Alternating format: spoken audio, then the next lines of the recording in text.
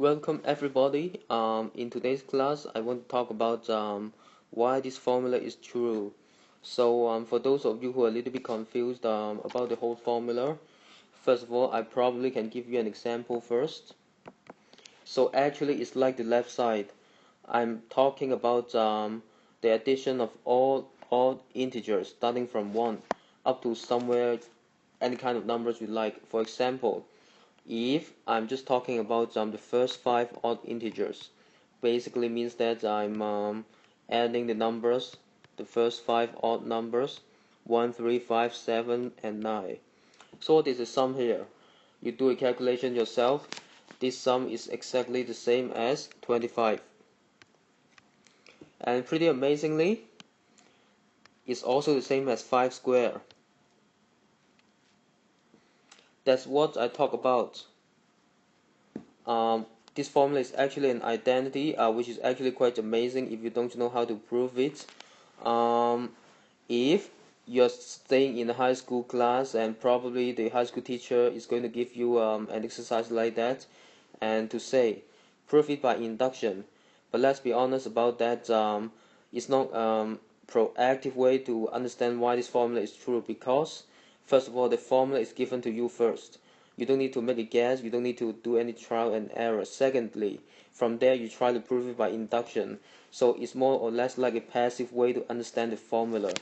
And today I want to try to do it by combinatorics. Okay, so everybody now can look at this picture. Altogether, how many black balls are there? The number of black balls, it should be 5 times 5. Sum equals 5 times 5, because it's like a rectangle and each side has 5 balls, so altogether 25 balls.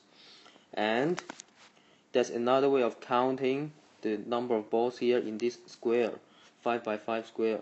The way to do it is you can make a cut like that, 1, 2, 3, 4, 5, and that's it. Now if you look at the way I cut it here, for the bottom left corner there's 1 ball, and then for the next L-shaped kind of things there are 3 balls.